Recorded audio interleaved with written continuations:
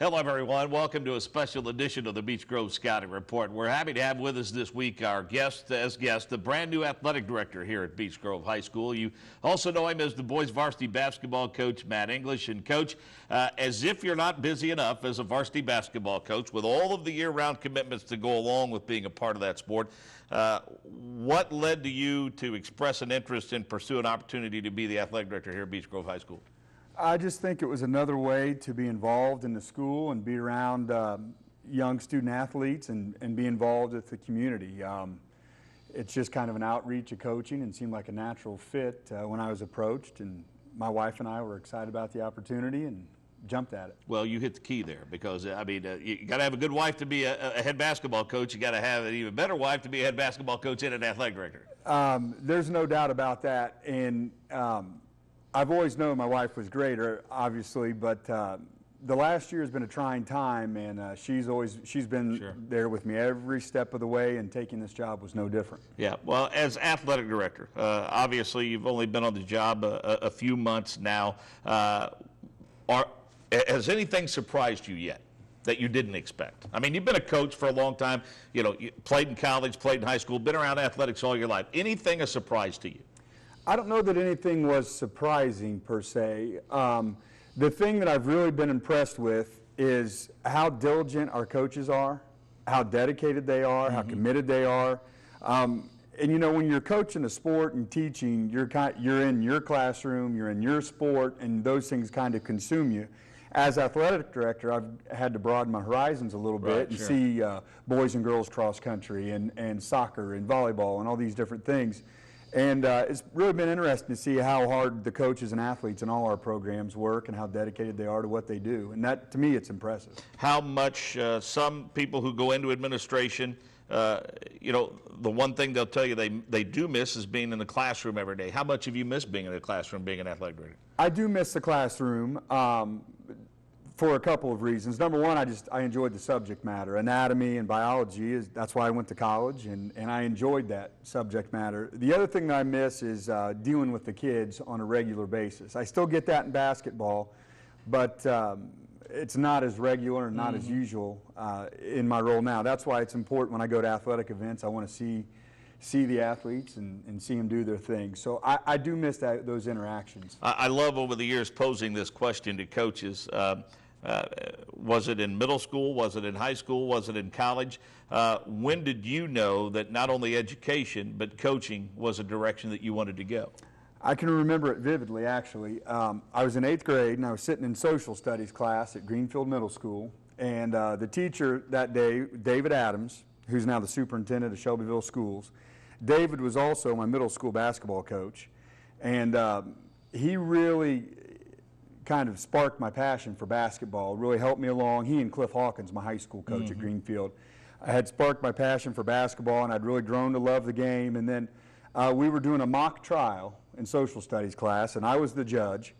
And Mr. Adams, he told me I needed to hit the gavel and get things going, get the proceedings started. And I remember how excited he was about what we were doing, and I was having a good time, and I thought, you know, I think this could be pretty good moving forward. So I remembered it was a springtime in middle school, and that's when I wanted to teach and coach. One of the successful aspects, or the successful aspect in my mind as a former coach and someone who's been around education for a number of years as a broadcaster and, as I said, working in education, you have to have, in order to be successful, administrative support from the top down. And quite frankly, that starts with your office. But from there, here, it extends to Carmen Hurley, Randy Clevenger as the vice principals or assistant principals. Then you have Steve Cox, an outstanding principal. And then, of course, you have the assistant superintendents and ultimately the superintendent, Dr. Paul Kaiser, and the board.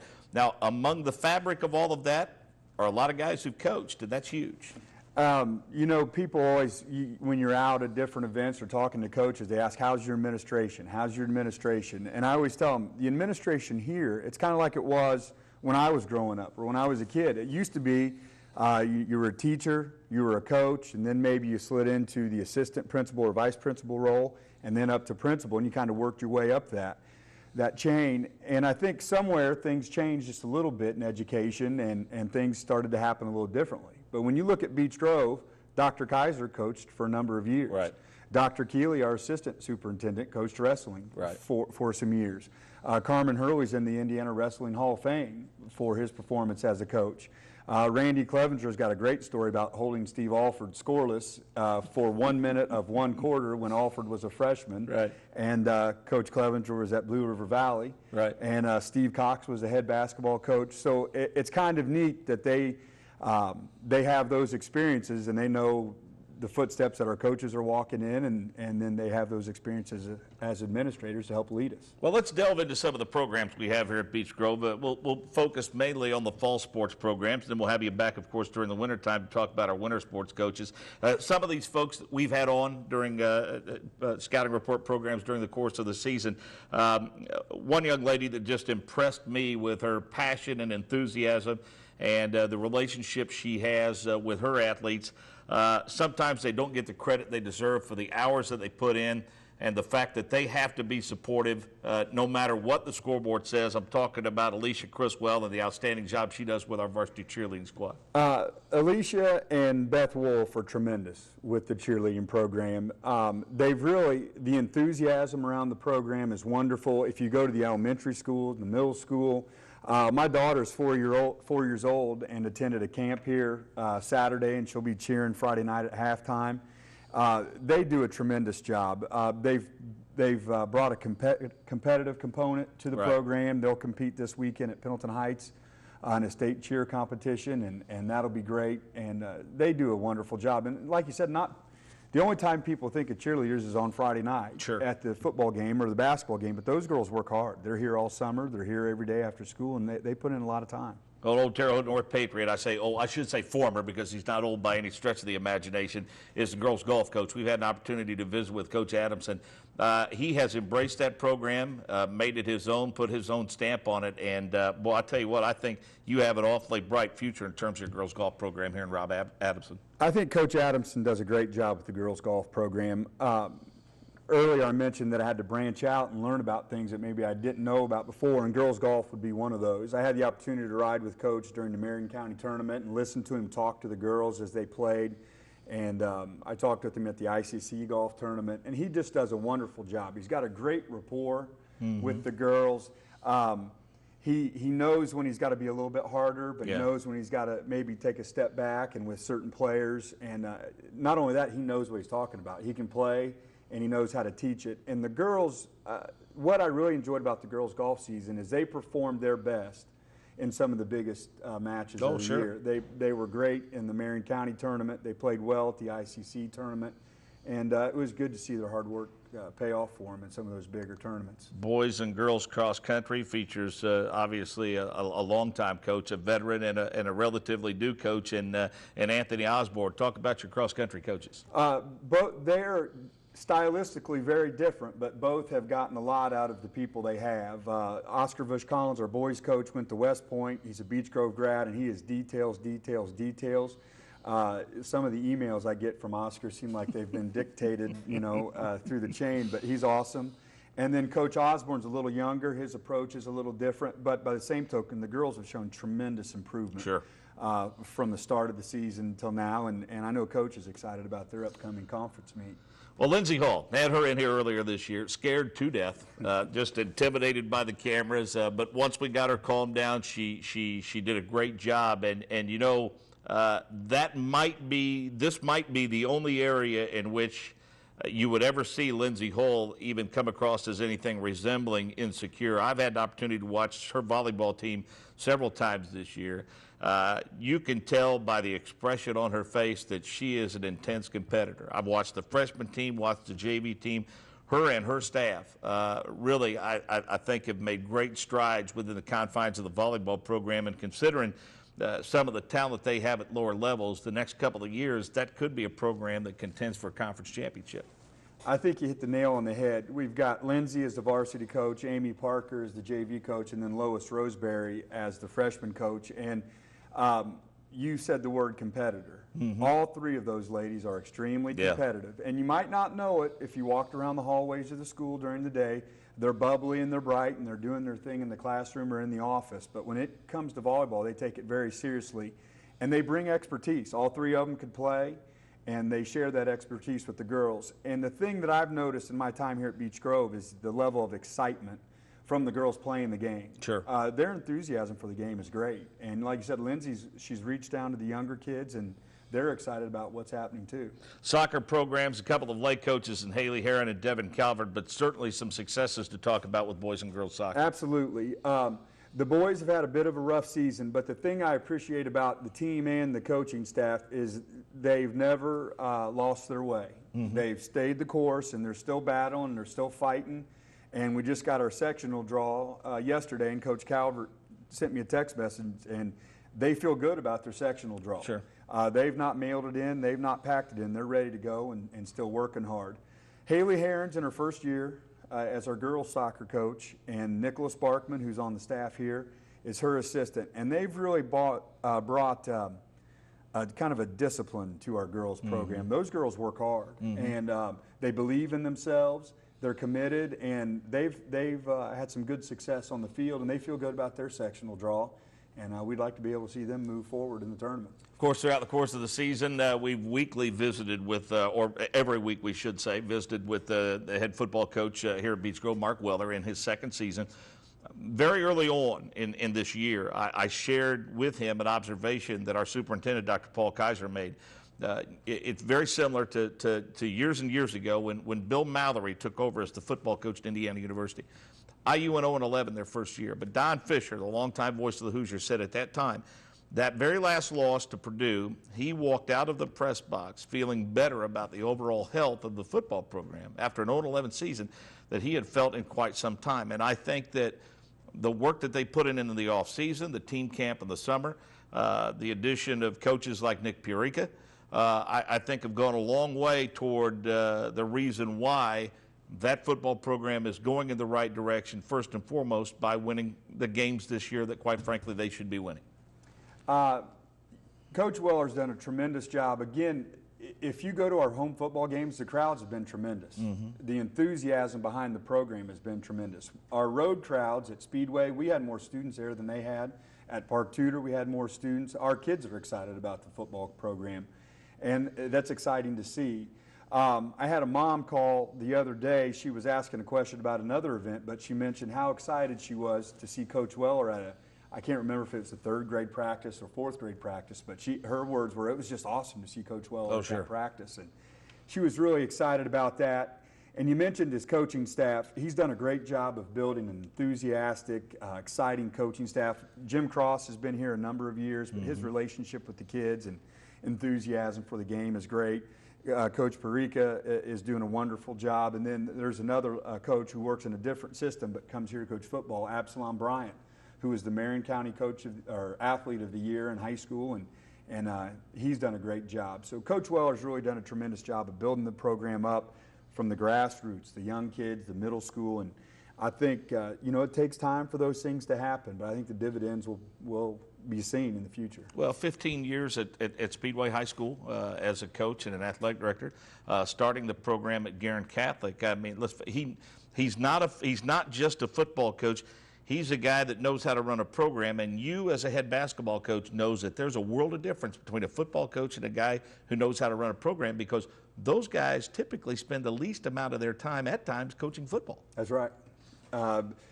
People don't have any idea how much time and energy and effort it takes to organize a program from the third grade, the fourth grade, the fifth grade, to find quality people to work with those kids and teach them what you want them to teach the kids. It takes a long time and it takes a lot of commitment, but I think Coach Weller's well on his way to getting it done here. Well, one of the sports that we neglected to talk about, we need to touch upon before we move on to talk about your basketball program a little bit. Pete Piazza, #1 seed on the tennis team. They're getting ready for postseason play. That's an outstanding group of young men we have on the Beech Grove tennis team here. It is an outstanding group, and we need to mention their coaches, Joe Moore and Brian Carter. Joe is a staple at Beech Grove High School. He's coached football here. He's coached tennis. He works at the basketball games. And when you think of Beech Grove, Joe's always around. And he's a tremendous coach. It doesn't matter what sport he's coaching. And he's got Brian Carter as his assistant. And Brian's just as solid a guy as you can find. He's knowledgeable. He sets expectations for the kids, and they do a great job. But Pete and Jonathan Chalice and Alex Dunn, Jared Magnus, Ben Harmon, Joe does a great job of getting those kids out that you can say, well, I didn't know that kid was a tennis player. And right. Joe said, well, he wasn't until I handed him a racket, Sure. and they taught him how to serve and volley, and pretty soon the kid's playing varsity tennis. And Joe and the kids have done a great job this year, and they've got Ron Colley in the sectional Thursday, and we're looking for good things. One of the things that I've noticed in my short time here is the camaraderie that exists between coaches. And let's face it, when practice space and facility space is limited, it makes your job easier when you have a group of men and women who are willing to put their, any differences they may or may not have aside and do what's best for the program. Scheduling's got to be a nightmare in itself sometimes. Scheduling is a nightmare. There's no doubt about it. It's been this way since I've been here. The coaching staff has always worked great together. It doesn't mean everybody's always happy. Right. Because they're not. But when things have to be decided, people have always been willing to say, hey, I'll give here, or I'll take this, or I'll help out here. And it's not one sport or two sports, it's everybody. Everybody's always been willing to pitch in and help out. And I've always told people, I've been a number of different places in my career, but this is the best, and it's because of the people. Is it difficult now more so than it was years ago? Like for instance, when you first started coaching, let's face it, everything's pretty much year-round. How difficult does that make it in the summertime? It is difficult, and the thing I like about it here is, again, the camaraderie between the coaches. You can come in on a Wednesday morning and find in the weight room football players, basketball players, wrestlers, baseball players, tennis players. You may find 60, 70 athletes, but they're athletes. Mm-hmm. They're all lifting weights and working together. They're not doing one sport and neglecting another, and it's because the coaches allow for that. Even this fall, we've got a number of male and female athletes that are splitting sports. Right. We've got girls playing soccer and running cross country. Our place kicker in football is a soccer player. And because of the coaching staffs, it allows those kids, we don't put kids in position to choose. Mm-hmm. And it works because of that. Do you think that there's too much contact allowed? Do you think it's too open, especially in the summertime? Wouldn't you like to see a scenario? I know there were times when I wondered, as a coach, are we burning these kids out? Are we because from a football perspective, if you're not a winter sport athlete or a spring sport athlete, we want you in that weight room 4 days a week after school. Then as soon as school's out, we want you in the weight room 4 days a week, and then we want you on the field in helmet, shoulder pads 2 days a week, all the way up until the 1st of August. Is that too much?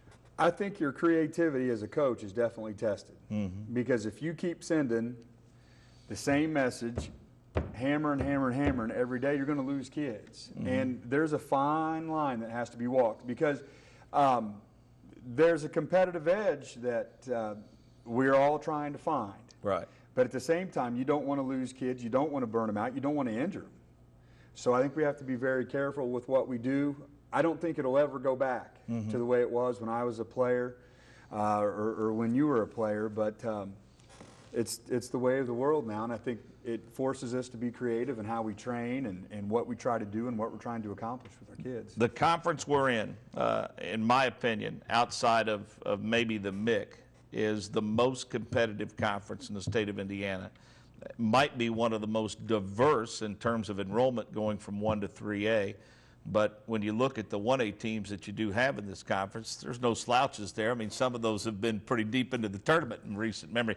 Does your conference, for all of these sports that we just talked about, and the winter sports and the spring sports, does this conference do about as well a job as a conference can do preparing your teams for postseason play? I don't think there's any doubt. You mentioned the class diversity that we have.